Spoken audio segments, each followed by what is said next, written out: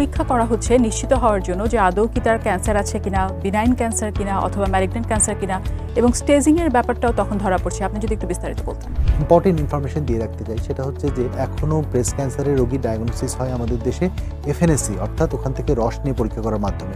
এটা কিন্তু মোটেও জাস্টিফাইড না বা ঠিক না। এফএনএসি আমাদেরকে অনেক সময় মিসগাইড করতে পারে, ক্যান্সার হলেও ক্যান্সার না বলতে পারে, এটা কিন্তু রোগীর জন্য মারাত্মক। বাংলাদেশে আসলে কোথায় গিয়ে চিকিৎসাগুলো নিতে পারবেন আমরা যদি গ্রামে গঞ্জে আমাদের সাধারণ মানুষের কথা ভাবি? যেমন ঢাকা, চিটাগং বা এরকম যে মেইন শহরগুলো রয়েছে, সেই বিভাগীয় শহরগুলো, সেই জায়গাগুলোতেই এই চিকিৎসা পদ্ধতিগুলো অ্যাভেলেবেল রয়েছে। তো এই যে আমাদের অনুষ্ঠানগুলো, এই সচেতনতাগুলো কিন্তু তাদেরকে হেল্প করবে যে আসলে কী ধরনের লক্ষণ হলে পরে কোন ধরনের চিকিৎসকের কাছে যাওয়া উচিত বা কিভাবে তার প্রসিড করা উচিত। এসকেএফ অনকোলজির সৌজন্যে বিশেষ আয়োজন বিশ্বমানের ক্যান্সার চিকিৎসা এখন বাংলাদেশে। অতিথি doctor Arman Reza Chowdhury, senior consultant, radiation oncology, Evercare হাসপাতাল। বিষয় ব্রেস্ট ক্যান্সার। দেখবেন 1 অক্টোবর বুধবার বিকেল 5:30 শুধুমাত্র এটিএন নিউজে।